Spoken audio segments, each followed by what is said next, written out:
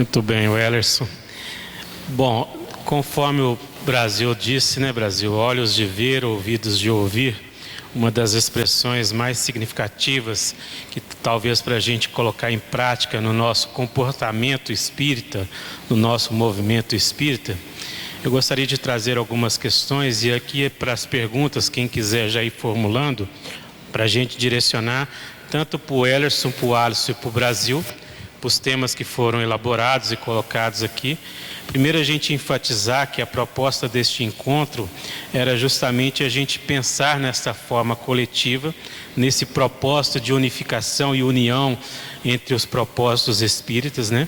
A unificação, ela é uma ação que fortalece o movimento e a proposta é promover esse intercâmbio, essa colaboração, ampliando assim as atividades espíritas.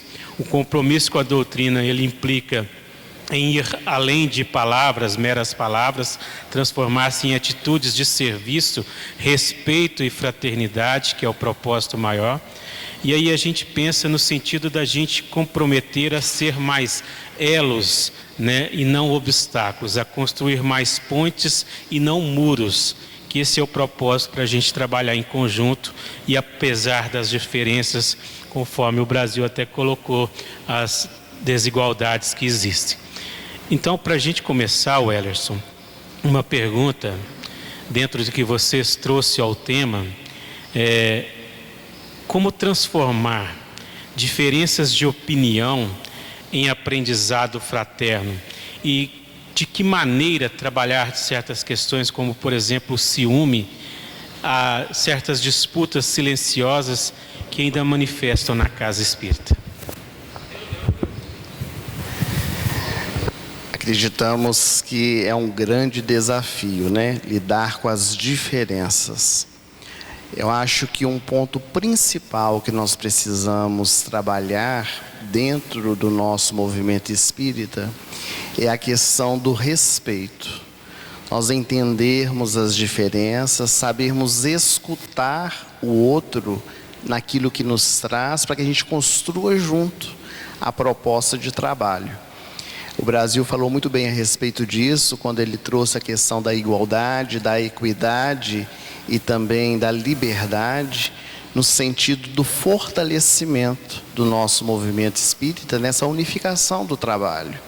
Realmente a gente observa uma grande disputa no nosso movimento espírita, como se houvesse aquele que é melhor, a casa espírita que é mais bem frequentada.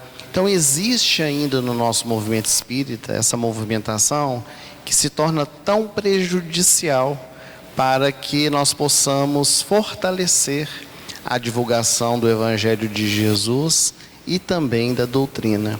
A conscientização por parte de cada um de nós, fazendo a diferença onde nós somos colocados, sem desejar sobrepor as pessoas, os nossos conceitos, mas buscando ali estabelecer esse diálogo que é tão importante dentro da nossa casa espírita. Porque às vezes nós costumamos dizer nas palestras que a gente enfrenta alguma dificuldade na nossa instituição e todas as pessoas ao redor sabem, menos a pessoa que está passando pela dificuldade. Então a gente conversa pelos corredores, telefona para o nosso melhor amigo, viu que está passando com fulano de tal, está vendo o comportamento de ciclano lá na reunião, mas a própria pessoa não está sabendo do que está se passando, porque nós não temos a hombridade de chegar, de falar.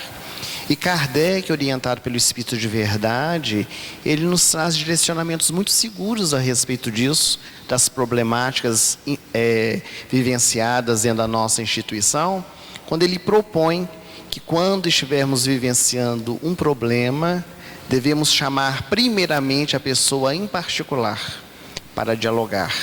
Depois, chamarmos o grupo que está envolvido com aquele problema, com aquela dificuldade, caso não seja solucionado com a conversa individual. E se por acaso ainda assim não for resolvido, chame a igreja. No caso, chamemos todas as pessoas para chegar a uma definição, uma solução. Mas nós vamos para o final. Primeiro a gente chama a igreja, conta para todo mundo, para depois ir conversar com a pessoa. Então é muito importante que a gente tenha esse tato em lidar com as pessoas que estão ao nosso redor, para que a gente possa construir, fortalecer o nosso movimento espírita de forma a acolher a todos com as suas opiniões, com o seu direito de pensar e buscando retirar das diferenças o aprendizado. Porque também o Brasil falou de uma forma muito firme, né, a respeito disso. Como seria o mundo se todos nós fôssemos iguais? Tão monótono, um mundo sem cor, porque a diferença ela contribui para que nós cresçamos. A opinião do outro diferente da nossa faz com que nós tenhamos uma outra visão. E isso vai ampliando o nosso entendimento acerca da vida e também do nosso movimento espírita. Alisson, dentro do que muito se fala hoje em lideranças jovens, os jovens hoje muito afastados do nosso movimento, uma pergunta é, pensando nas lideranças espíritas, como se pensar hoje o movimento jovem na atualidade? Então, esse é um tema que ele tem cada vez mais tomado as tribunas, as atividades espíritas. Inclusive, eu conversei com o Pedro, né, que é um jovem, para ele estar conosco aqui, porque eu sabia que esse tema iria chegar. E o que a gente tem procurado entender é que o movimento espírita feito para o jovem, ele é da mesma forma que ele é feito para a criança, para o adulto, no seguinte sentido: que nós precisamos saber ouvir, acolher as pessoas. Hoje a grande dificuldade quando a gente conversa com o jovem é que a gente chega aqui, por exemplo, nós três somos lideranças, nós vamos decidir para eles o que eles vão fazer. E muitas vezes não escutamos o que aquele jovem tem e não acolhemos ele em sua necessidade, e a casa não o apoia, não o traz para o trabalho. Porque essa preocupação, apesar de nós entendermos, como na carta que o Brasil colocou ali, que Jesus está à frente dos trabalhos, que esse barco não está abandonado, mas que nos cabe fazer a nossa parte. Então a nossa parte é procurar em cada instituição espírita mesmo, preparar esta instituição para acolher e para ouvir. Foi feita uma pesquisa estadual com as casas espíritas, procurando identificar para o jovem o que o incomodava, o que faltava na casa espírita. E a grande parte deles falaram que era o acolhimento e de serem vistos. Porque o jovem muitas vezes era reconhecido com aquele que vai colocar as cadeiras no lugar, não é porque o jovem estava tocando aqui não, mas aquele jovem que vai tocar, fazer apresentação, e que eles gostavam de participar da liderança. Uma vez, numa reunião que a Sueli Caldas estava, a gente, por incrível que pareça, a gente tratou desse assunto do jovem. E ela mandou um rapaz levantar, que agora não vou lembrar o nome dele, o rapaz tinha 18 anos, e ela falou assim: esse rapaz coordena uma das reuniões mediúnicas que eu participo. Então a questão da idade não está ligada muitas vezes à maturidade. O jovem, ele precisa ser, sim, acolhido, mas ele precisa ser tratado como qualquer um. Senão também a gente começa a criar núcleos no centro espírita. O jovem não conversa com a reunião mediúnica, a mediúnica não conversa, e nós fechamos o centro espírita. Então a forma da gente fazer é pensar.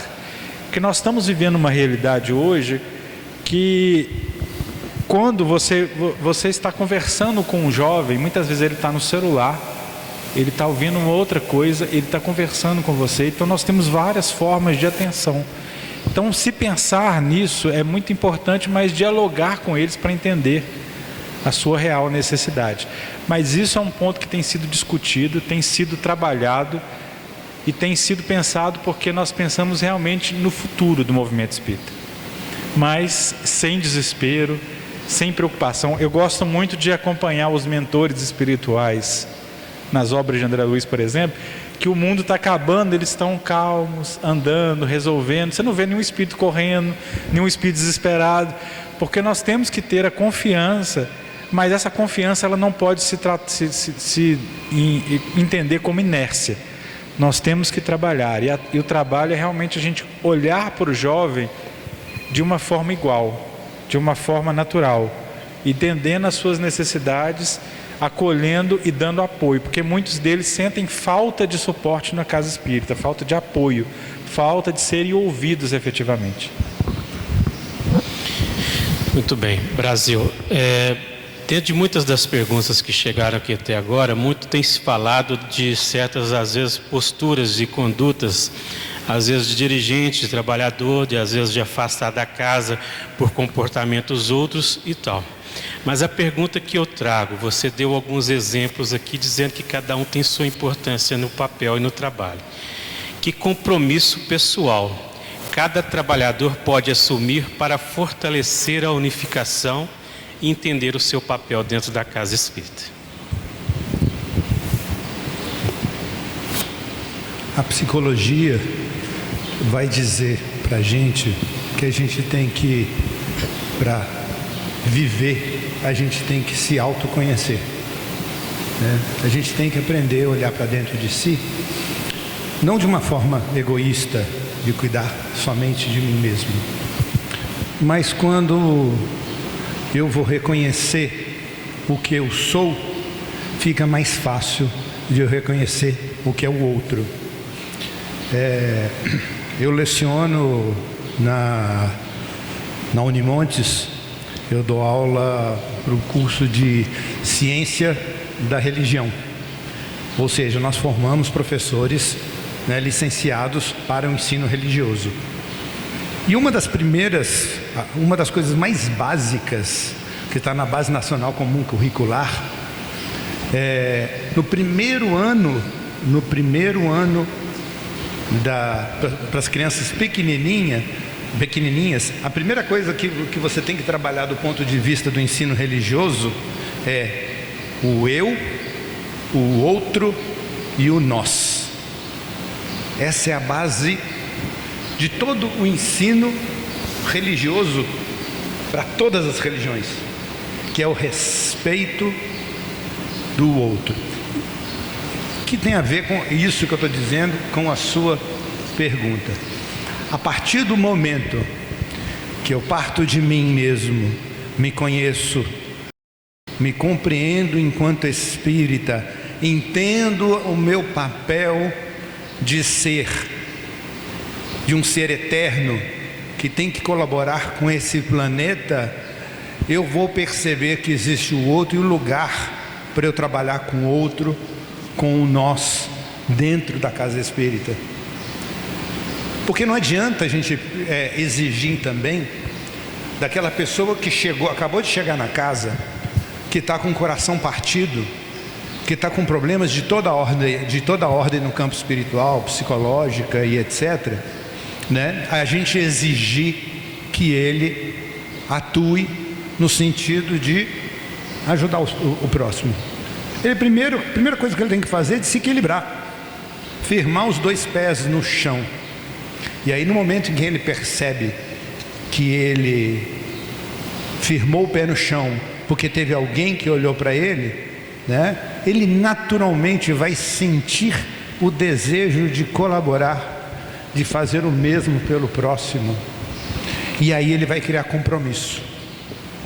Entender esses estágios é importante, porque também, isso é um pensamento pessoal meu, eu penso que na casa espírita existe basicamente 4 tipos de frequentadores. Tem aquela pessoa que entra e sai e que nunca vai se envolver com a casa. Eu estou ajudando essas pessoas porque eu sou um seguidor do Cristo. Eu estou aqui para poder ajudar. Tem aquelas pessoas que vêm na casa, frequentam, entendem o Evangelho e querem colaborar com alguma atividade. A título, vamos dizer assim, até de desencargo de consciência. Ele vem, faz a campanha do quilo, vai embora, estou quites. Tem aquela pessoa que vem, que participa de diversas atividades, é dinâmico e etc. tal, e tem a liderança espírita. Entender cada um desses papéis na personalidade de cada um faz parte da visão do dirigente, né? Perceber que ninguém pode dar mais do que está dentro da sua característica, porque o próprio Cristo falou que naquele solo, né, umas sementes deram 30 por 1, 60 por 1 e outras 100 por 1, ou seja, compreender essas diferenças e dar para as pessoas aquilo que elas podem e devem fazer, mas a partir do entendimento, do compromisso, da caridade, com instrução, paciência, né? Vocês falaram aqui, né, da questão de paciência. Tem que ter paciência com as pessoas, tem que ter paciência com a dificuldade de cada um, né? Quem que é o santo aqui que pode levantar a mão e falar assim, eu não tenho erros? Nós temos todos. Essa compreensão vai fazer com que nós tenhamos cada pessoa no seu devido lugar, mas trabalhando pelo Cristo, através da compreensão das diferenças entre as pessoas. Wellerson, quais são os maiores desafios emocionais e também espirituais de quem lidera no Centro Espírita? Se nós fôssemos enumerar, ficaríamos aqui, né, a tarde toda. Mas nós podemos nos recordar de dois grandes entraves, não é? Que a espiritualidade nos traz para fazer essa abordagem na pergunta que o Eurípides faz, que é o orgulho e o egoísmo. São essas duas experiências ainda tão presentes na nossa vida, né? No papel da liderança, muitas vezes o indivíduo não entende o seu verdadeiro papel e quer ser o centro, quer que tudo gire em torno dos seus conceitos, das suas ideias, centraliza nas suas mãos aquela liderança sem delegar, ou quando delega, vigia, controla a todo instante. E Jesus, que é o nosso maior exemplo, quando ele teve a sua liderança junto dos apóstolos, ele delegou, ele confiou, ele deu o trabalho para que eles pudessem dar a continuidade, mesmo sabendo que nem sempre ocorreria da forma perfeita ou da forma ideal, por causa das dificuldades que cada um possuía. E o egoísmo, de muitas vezes também não compreendermos, né, que a divisão, ela também multiplica, ela também faz com que o trabalho se fortaleça. É preciso que, enquanto líderes, nós consigamos, né, trabalhar o nosso coração na humildade, no trabalho de união, de esforços, onde nós precisamos de todos para que o trabalho seja realizado. Esse trabalho da unificação, né, tão bem trazido pelo Brasil, pelo Alisson, que é um trabalho das federativas do nosso movimento espírita. Às vezes nós que estamos de fora, achamos que quando se fala de unificação é de uniformização, todo mundo falando a mesma língua, todo mundo agindo do mesmo jeito, e a proposta não é essa. A unificação é de nós unirmos enquanto indivíduos, de forma que os esforços sejam para o bem comum, da coletividade, onde ali não haja mais a individualidade. A gente costuma dizer que quando nós entramos para a casa espírita, enquanto líderes ou trabalhadores, nós perdemos um pouco a nossa individualidade, porque nós passamos a ser um cartão de visita da casa espírita. Quando uma pessoa vem aqui ao Jesus de Nazaré, essa casa que nos acolhe com tanto carinho, mas vamos dar um exemplo: se a pessoa chega ali na recepção e ela é mal recebida, ela não tem uma orientação conveniente, ela não sai dizendo pelas suas aqui de Divinópolis que a Maria, que o José e o João a recebeu mal aqui no Centro Espírita Jesus de Nazaré. Ela sai dizendo que o Centro Espírita Jesus de Nazaré não recebe ninguém bem. Por quê? Porque ali nós estamos representando uma coletividade. Então, o processo de liderança é esse, a gente entender que nós somos um conjunto de pessoas, que nós precisamos uns dos outros para que o nosso trabalho possa fortalecer e crescer cada vez mais. Alisson, dentro do que o Ellerson traz, e é uma das questões, você à frente da União tem feito esse trabalho de levar o sentimento, do diálogo. Que tipo de liderança nosso movimento espírita hoje mais necessita? Eu acho que tudo que foi falado aqui reflete esse sentimento de que a liderança ela tem que ser realmente servidora. O nosso exemplo é Jesus. A liderança com Cristo, ela representa saber realmente ouvir, saber entender a diferença e acolher quem quer que seja.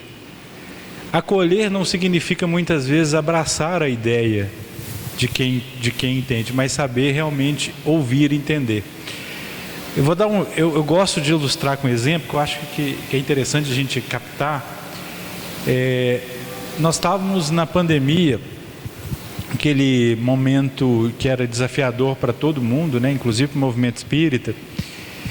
E nós recebemos um livro que fora escrito à época, psicografado por uma pessoa.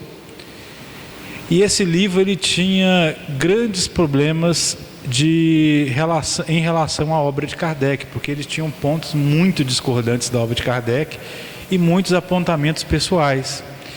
E a pessoa nos procurando aflito, todo mundo que eu estou mandando está falando que esse livro é importante, que é a época da pandemia, tal.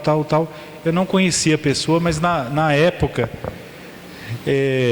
pedindo, como você falou na pressa, a inspiração, eu quis ser honesto com ela. Eu falei com ela assim, vou te colocar aí, com muita delicadeza, mas com muito respeito, porque você entende que aquele coração está fazendo aquilo com um sentimento verdadeiro. Para ela aquilo é importante, é necessário. E eu fui explicando esse ponto, e eu confesso para vocês que eu já estava achando que eu ia acabar a ligação com uma pessoa que ia ter uma inimizade, que ia brigar comigo, que ia me xingar. Essa pessoa olhou no fundo dos meus olhos e falou assim, eu te agradeço muito porque ninguém foi honesto comigo assim, e eu não tinha pensado nisso.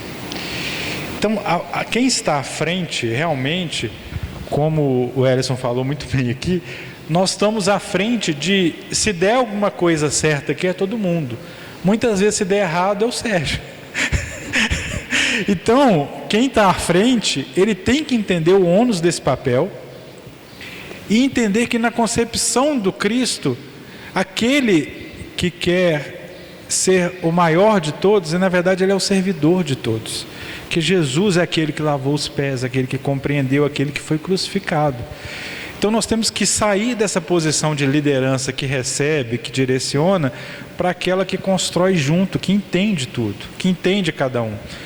Se você vê, por exemplo, no livro Obreiros da Vida Eterna, André Luiz fala da especialização. Lá tem o Padre Hipólito, que direciona a equipe, a Luciana, que é aquela enfermeira que atende, o outro que faz, o Jerônimo coordena, o Padre Hipólito faz o diálogo, a Luciana atende. Então nós somos um grupo, uma grande força. Então a liderança, ela está na administrar isso, mas como o Ellerson falou muito bem, trazendo Jesus como uma figura central e entendendo esse sentimento de que cada um tem a sua característica, o seu papel, e saindo desse conceito de que a liderança tem algo de especial, porque muitas vezes aquele que está à frente é o que tem mais compromisso, é aquele que tem mais responsabilidade. Então, quando nós estamos num papel, seja ele qual for, que a gente está falando aqui do movimento espírita, mas seja aquele pai que é um chefe de família, no campo profissional, em todo o ambiente que a gente está nos colocando a servir as outras pessoas num cargo de liderança, a gente tem que pensar no outro, a gente tem que saber observar o outro, porque não é fácil realmente liderar, realmente não é fácil você estar à frente, mas saber ouvir é muito importante. E só para quem mineiro gosta de caso, né? Essa questão de ouvir é tão interessante que vocês lembram quando tinha aqueles ônibus muito antigos que você ficava saculejando dentro, não ouvia nada.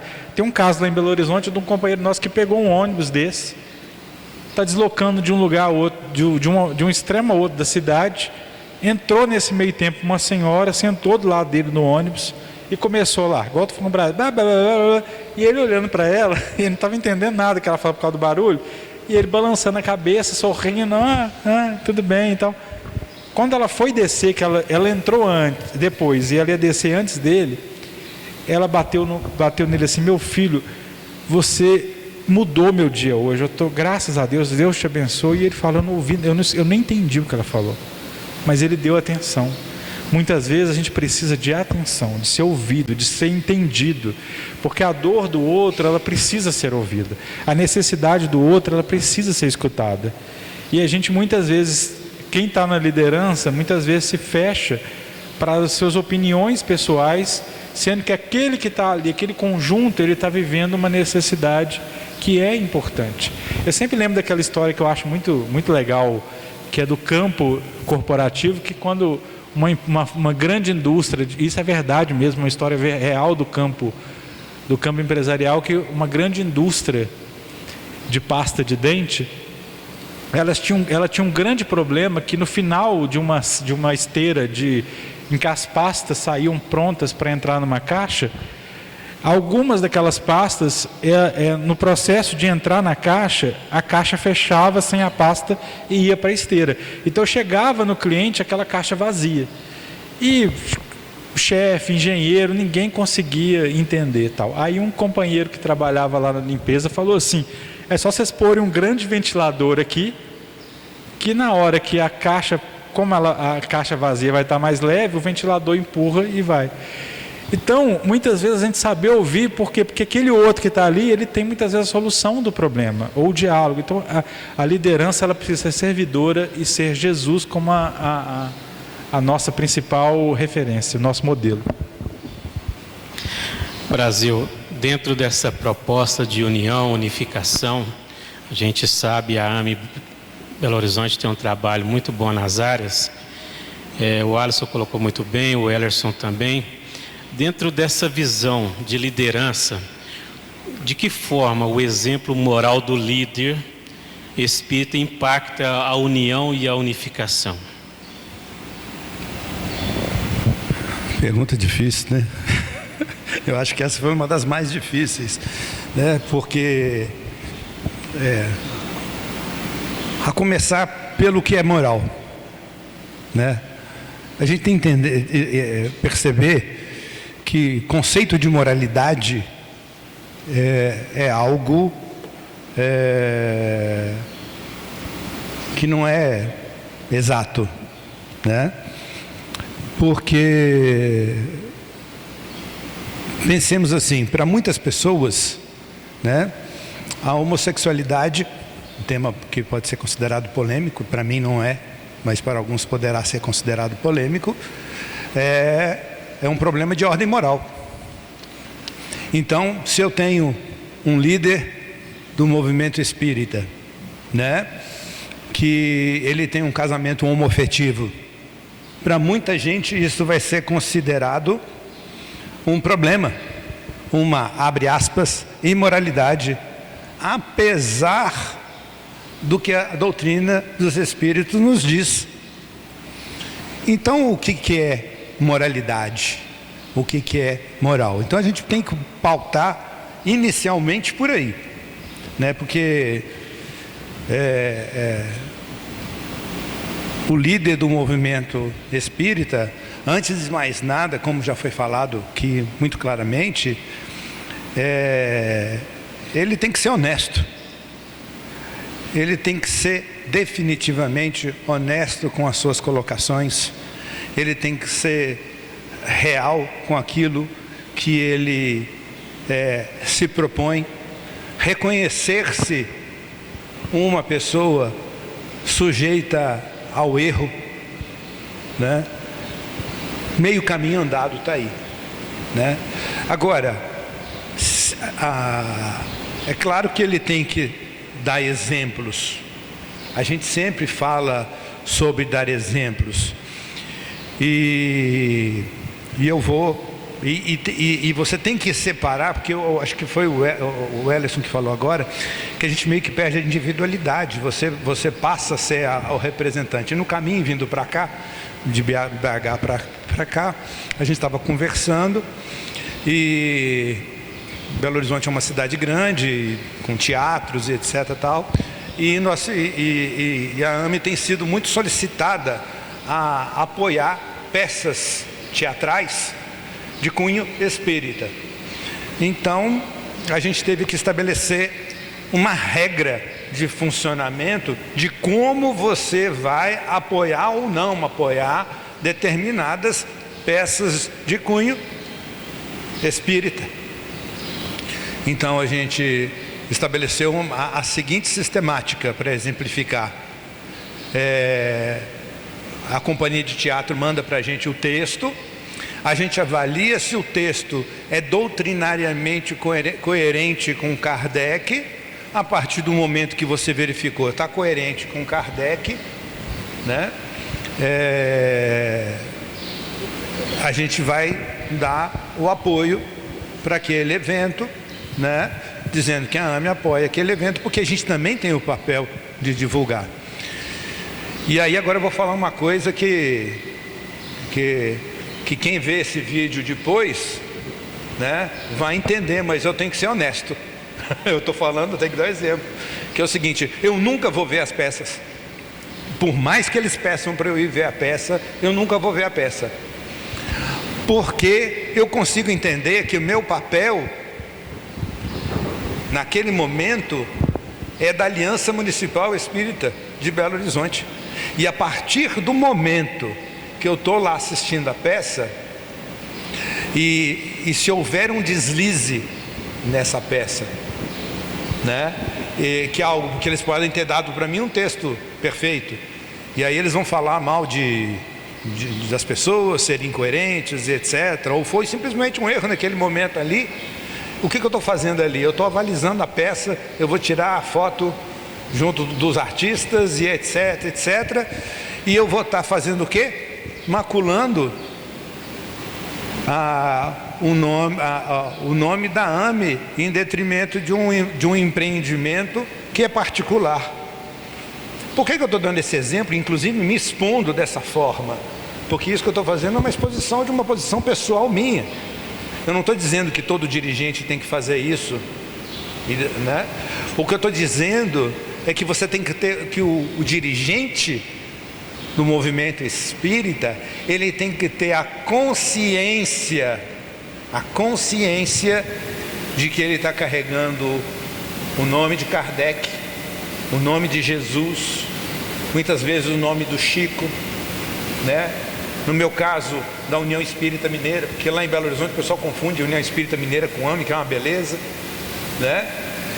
E então eu tenho que tentar ser o mais coerente comigo mesmo dentro do meu modo de viver, sem ser hipócrita, sem ser desequilibrado, no sentido de saber que eu erro, que eu cometo erros, que a gente pode fazer bobagem e que a gente está sujeito a fazer bobagem o tempo todo, né? Porque se não fosse isso, provavelmente eu nem estaria encarnado aqui, né? Então eu acho que há um exemplo de moral a ser seguido, né? Eu tenho que tentar, como diz o Evangelho segundo o Espiritismo, né, que diz que o verdadeiro espírito é aquele que procura modificar as suas más tendências. Se eu estiver fazendo isso com afinco, eu vou estar dando um bom exemplo. Caso contrário, se eu achar que eu estou certo, aí que eu vou estar levando todo mundo para o buraco. O Ellerson, dentro do que o Brasil até coloca, eu ia trazer aqui neste final que ele trouxe a mensagem que justamente está com Kardec, que reconhece o verdadeiro espírito pela sua transformação moral. Eu acho que essa frase ela é o essencial no caminho nosso, enquanto aqui se dizer espírita, enquanto dirigente, trabalhador, enquanto pessoa, enquanto sociedade da gente está buscando. E aí dentro do nosso movimento, dentro do nosso trabalho, nesse propósito de conscientização, É uma pergunta para a gente refletir junto. Tenho sido fator de união ou de divisão? Jesus diz que aquele que com ele não agrega, afasta. O que você traz para nós nessa fala do Cristo, quando ele coloca bem claro para nós esse propósito de servir com ele? Seria muito bom se nós conseguíssemos, no nosso dia a dia, vivenciar toda a proposta que nós conhecemos, que nós divulgamos, mas nós somos pessoas falíveis, nós temos as nossas imperfeições, temos os nossos vícios, e a conscientização deles faz com que nós possamos melhorar. Cada dia é um passo, e esse processo, ele demanda tempo, não acontece de um dia para o outro. É muito importante quando a gente se volta para dentro, compreende a si mesmo, para depois auxiliar aqueles que estão ao nosso derredor. Acho que no processo de liderança isso é muito importante, que a gente consiga fazer esse movimento de auxílio primeiramente a si mesmo, para depois levar aos demais que estão ao nosso derredor. Essa proposta de Jesus de que nós consigamos, realizar esse movimento tão importante, faz com que nós consigamos nos fortalecer e consigamos contribuir para que o movimento possa crescer cada vez mais, trazendo a nossa contribuição e daqueles que estão ao nosso derredor. Eu não tenho mais perguntas, mas eu vou passar para vocês, cada um agora, umas ponderações finais, dentro do que vocês trouxeram até agora para nós. Fique à vontade para finalizar para nós aqui. Bom, talvez se nós pudéssemos trazer uma mensagem final, seja aquela que Jesus tenha nos deixado nas páginas do Evangelho, que um dia os meus discípulos serão reconhecidos por muitos se amarem. Chegará um dia em que nós nos fortaleceremos de tal forma, vivenciando a proposta do Evangelho, que isso saltará aos olhos daqueles que estão ao nosso derredor. E nós conseguiremos realmente ser exemplos também para os outros. Porque agora nós estamos buscando o exemplo que é Jesus, até chegar o momento de tal forma estarmos fortalecidos na proposta do Evangelho, para também se tornar exemplo para aqueles que estão ao nosso derredor. Como nós tivemos e temos, não apenas o movimento espírita, mas o movimento religioso como um todo, até pessoas arreligiosas, que são exemplos para todos nós, que vivem de uma forma digna, honesta, que buscam ser pessoas boas, que sempre estão trazendo alguma contribuição para fortalecimento de uma proposta de trabalho. O Chico, bem próximo de nós, é esse exemplo, alguém que conseguiu demonstrar que é possível vivenciar a proposta do Evangelho. Então, é um caminho que todos nós vamos atingir, e momentos como esse que nós estamos tendo hoje, nessa tarde, eles são muito importantes, porque às vezes o nosso movimento espírita não valoriza isso, Sérgio e Vicente, estávamos conversando na hora do lanche, Quão importante seria se nós, no movimento espírita, nos conscientizássemos da importância das lideranças, não apenas dos presidentes das casas espíritas aqui de Divinópolis, da região, mas também os coordenadores de tarefas, aquelas pessoas que estão à frente de alguma atividade, pudessem entender a importância desse momento de troca, porque aqui nós não estamos na função de doutrinar a ninguém, é uma conversa, nós estamos trocando experiências, de estar aqui para podermos juntos pensar, refletir, trocar e fazer crescer o nosso movimento. Então, acho que o caminho é este, de conscientização de cada um de nós individualmente, passando para o coletivo dentro da nossa casa espírita. Nós queríamos agradecer o carinho de todos, a participação e a oportunidade que a AME nos deu de participar desse evento, junto com a Alice e o Brasil, e esperando que novas oportunidades possam se fazer. Bem, a palavra de ordem realmente é gratidão pela oportunidade, pela alegria de estarmos juntos, né, Eurípides? De ver aqui a Denise, o Sérgio e tantos outros amigos que a gente considera muito, todos de um modo geral, né? Ao Charles ali também. Então, assim, queridos amigos, que a gente tem essa oportunidade de, nesses momentos de convivência, de estudo, buscarmos, refletirmos a nossa existência. Eu acho que um grande desafio para todos nós é olhar para dentro de si, é aproveitar a oportunidade da existência. E agora eu vou pedir licença aos nossos amigos desencarnados, porque eu vou lembrar uma frase de Alexandre no livro Missionários da Luz, e eu estou pedindo licença a eles porque o Alexandre fala diretamente para nós que estamos encarnados, em que ele fala assim: para os encarnados é necessário um oceano de informação para gotas de ação. Então vamos imaginar um oceano de informação para gotas de ação. Eu acho que a gente precisa realmente aproveitar a oportunidade que nós temos no dia de hoje, no momento de hoje. E dentro dos nossos casas espíritas, nos nossos lares, com os nossos amigos, aproveitar sempre a oportunidade de fazer um mundo melhor a partir de nossa própria intimidade. E quando as relações estiverem difíceis, quando as dificuldades estiverem difíceis, a gente lembra de um pensamento alemão que eu sempre gosto de trazer, que ele fala que quando o amor entra no meio, até o meio se transforma em amor.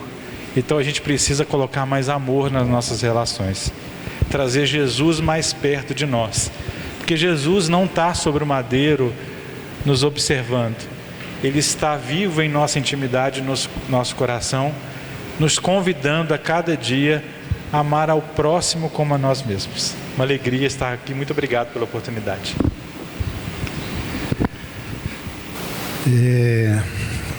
Alguns, depois dessa tarde, conversando sobre esses temas todos, sobre essas colocações, podem virar e pensar assim: isso tudo que foi falado por esses três cavalheiros pode ser considerado tudo uma utopia, né? É o líder ideal, né? É a casa espírita ideal, né? É o ser humano ideal tentando compreender determinadas facetas do próprio ser humano. Muitos talvez pensem que lá dentro de si, que a própria doutrina espírita é uma utopia. E aí eu vou dizer o seguinte: nós precisamos de utopias, porque utopias são, vamos dizer, sonhos almejados, objetivos almejados, locais onde que nós queremos chegar. Porque se eu vejo um lugar que está distante, que não me é possível chegar, e desisto dele, eu fico como estou. Mas se eu procuro alcançar esse sonho, eu vou chegar em lugares que eu nunca imaginei estar. Para as mulheres, por exemplo, foi utopia votar um dia. Para as mulheres, estou dizendo as mulheres porque as mulheres são muito desprivilegiadas nesse mundo que a gente vive, né? Então elas conquistam hoje muitas coisas que foram utopias um dia, mas alguém se permitiu sonhar. Então eu penso que nós temos que nos permitir sonhar espíritos perfeitos. Questão 625 do Livro dos Espíritos nos coloca Jesus como guia e modelo, e não é à toa que nós somos colocados nesse desafio de perseguir esse guia e esse modelo, de tentarmos fazer um movimento espírita o melhor que nós pudermos com todas as nossas forças, apesar de todos os nossos defeitos. E sendo assim, eu agradeço profundamente a oportunidade de verbalizar essas palavras, porque o primeiro a escutar essas palavras sou eu. E quando a gente fala isso para os outros, a gente se sente no compromisso moral, né, como a pergunta que foi feita, de fazer e seguir aquilo que a gente fala, e que nós possamos ter sido produtivos, e que algo que nós tenhamos falado não tenha ofendido, porque às vezes a gente ofende, às vezes a gente pega no calo de alguém, às vezes a pessoa fica mordida com aquilo que a gente falou. Então a gente pede perdão também se isso aconteceu.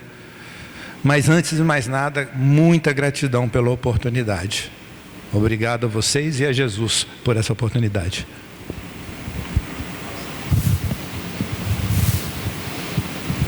Nós agradecemos, e eu vou chamar aqui a Denise em nome do CRE, para ela encerrar para nós. Passa a sua palavra para eles aqui, o público, e finaliza com uma prece. Eu vou chegar para cá, senão ninguém me vê, né? A altura é muita.